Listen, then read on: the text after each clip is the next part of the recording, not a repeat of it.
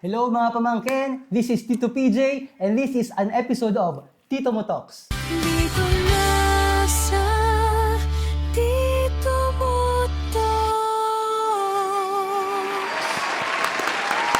Mga pamangkin, dito tayo ulit at ang bonggang-bongga nating guest for today. Naku, Diyos ko, ito'y matagal kong hinintay na umoo.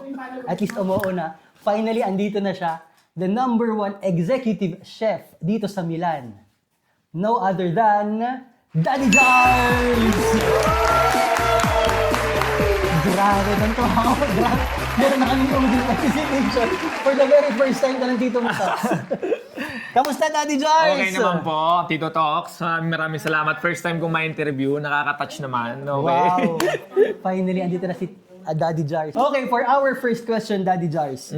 Ito mga lagi kong question eh. Bakit ba Daddy Jars ang pangalan mo? Saan nakuha yung Daddy Jars na name? Kasi Daddy Jars, 2022, nung nag-start ako mag-vlog, mag-upload sa Facebook. Ang gusto ko nun talaga, kaya Daddy Jars, yung buhay namin araw-araw ng pamilya ko, ng mga anak ko. Kaya, tas lately lang ako nakapag-upload nung nag-chef na ako ng mga sa kusina ng content. So Daddy Jars talaga yung mga content ko about daily life na vlog. So sa madalit salita, kaya Daddy Jars, kasi daddy ka na. Daddy na ako.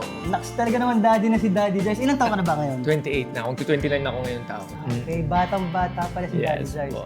Pero Daddy Jars, balikan natin yung kabataan mo. Yes. Saan ba nanggaling si Daddy Jars? Okay, ayun. Batang lang naman. Siyempre, hindi naman tayo mayaman. Laki din sa hirap, kung sabihin natin, na medyo may kaya lang ng konti na lang sabihin natin. So, taga saan si Daddy Taga Jars? Batangas ako, Lemery, Batangas ako. Yan, Batanggenyo ako. Just like sa madami dito sa atin sa Milan, mga taga Batangas. No? Opo. So Batanggenyo ka rin. Batanggenyo, 100%. Both parents Batangas. Oo, Batangas talaga. Oo. Saan particularly sa Batangas? Sa Lemery, Batangas. Nako, sa ano to? Swimming. Maraming mga swimming ba sa Nunong Nunong Casto. Casto, no? Yan. Totoo, tama. Malapit sa sa Taal, ganyan. So yun, magkwento ka ng bago ka nakarating dito sa Italia, ano talaga yung dati mong ginagawa? Dati, wala. Tambay. Estudyante. Tambay, yan. Inuman. Like usually na mga ginagawa ng mga kabataan. Hindi mo ako makareel kasi medyo matanda ka. Ang tito nyo medyo Gen Z ka, no? Yeah. Gen Z siya. So, bago ka nakarating dito sa Italia, tumatambay ka sa Pilipinas, nag-aaral ka. Nag-aaral lang. Basketball yan, ganyan.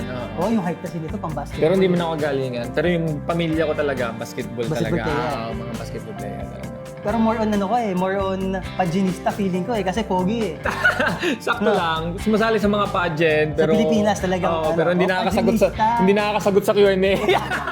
Anong course mo nung college? Information Technology. Aba, IT pala tong si Daddy Jars. Po. Parang from IT to chef. Ganun na nga. Hindi ko rin alam sa sarili ko. Ikwento mo yung transition mo. Paano nangyari yun? Kasi information, IT ka, tapos IT talaga ako, chef ang pero inaamin ko pinuntahan na mo. hindi ko naman na seryoso talaga. Yung IT. Yung IT. Kaya shoutout sa mga kabataan na pinag-aaral ng mga magulang. Nakapunta ako dito 2018, gawa ng magulang ko. So, pagkadating ko dito, akala ko magandang buhay, madali talagang buhay. Gusto ko talaga ng maayos na buhay. Siyempre, nagtrabaho agad ako. Okay. Dumating ako ng September, October wala akong trabaho. Like November, dumating na agad ako. Trabaho agad ako. Ano ang una mong naging trabaho? All you can eat dishwasher. Dishwasher na all you can eat. Dito sa Milano? Dito sa Milano, talagang all you can na 500 na tao yun talaga. Marami ang plato talaga. Grabe. Pwede ba sabihin kung saan siya nagtatrabaho? Dati? Oo naman siguro. Sarado na kasi siya ngayon. Wala na. Sa Walk of Milan. Walk of Milan. Kauna-unahang yun. Na buffet. Na buffet na all you can eat sa Via Cinicio. Cinicio Cemetery, no? Gets.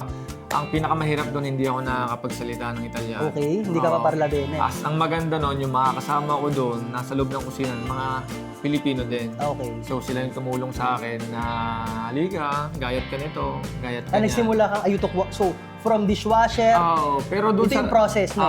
Dishwasher, tapos gayat-gayat lang. ayutok woko. Di ba ayutok woko yun? Parang gano'n na nga, pero mga basic lang. Halimbawa, gayat ng sibuyas, ng patatas, magsaing, yun lang.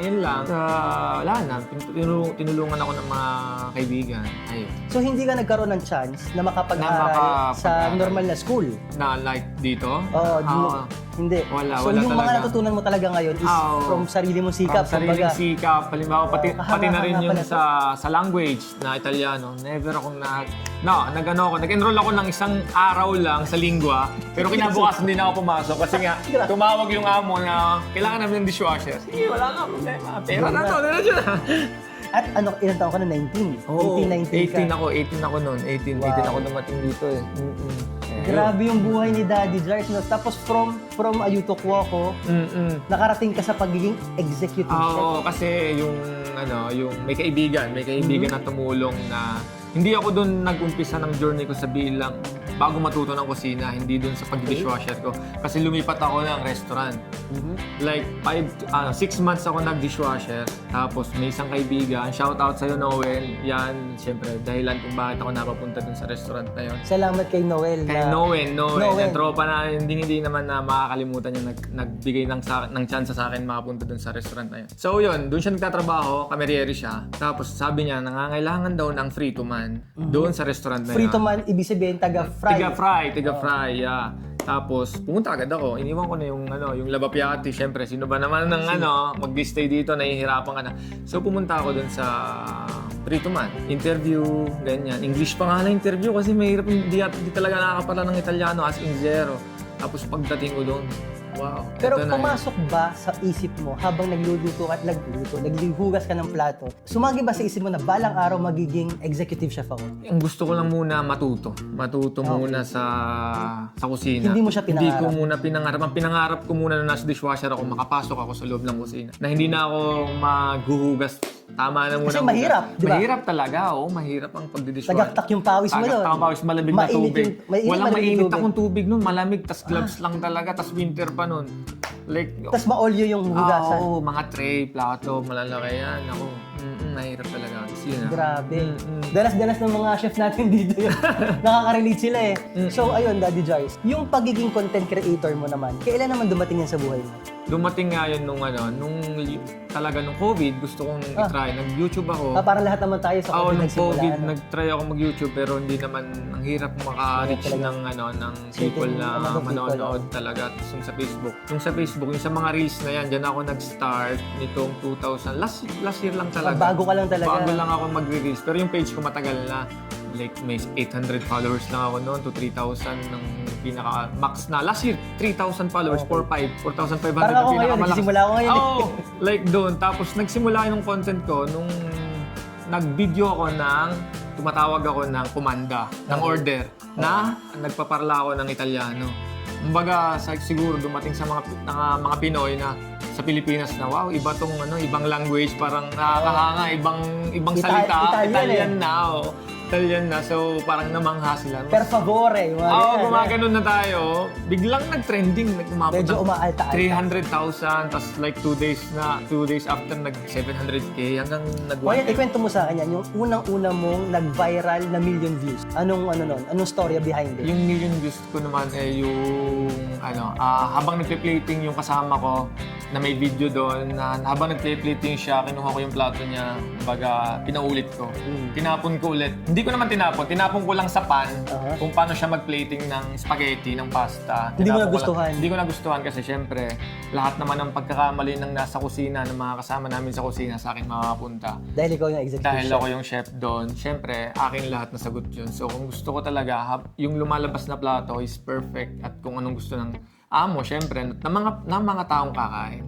Kaya yung last na yun, nagpapasta siya, nakita ko, sabi ko sa kanya, gawin mo para matuto ka. Pero nung nakita ko na masama, tinapon ko na lang kasi DC yun. Biglang ang approach ko lang talaga sa kanya, kung hindi ganyan, natapon ko bigla na ganun. May video ko nun kasi tumatawag ako ng command. Pero hindi ko sinasadya talaga yun. Nakikita nga namin, dun sa videos mo na yung kusina, very chaotic. Nakikita ko na medyo magulo, Magulo diba? talaga. At saka medyo nakakapagsilita ka na. Alam mo, pinakagusto ko, sa totoo lang, na-share ko rin sa kanila, yung pinakagusto kong ginawa mo is yung hinawa mo si Vilmarita tapos nag-sorry ka. Nag-sorry ako. Isa sa very moving para sa yun kagaya yung namin na nanonood. nag-trending agad na ang dami nakapis. Grabe yung executive chef, nagsosorry dun Nagsosorry sa staff niya. Kasi like, ito talagang istorya nun.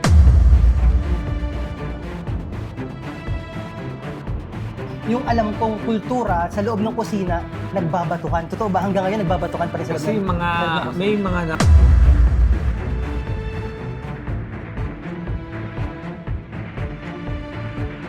Pero ito, Daddy Joyce, ito ang gusto malaman ng mga nanonood. Aware ka ba na cute ka sa camera?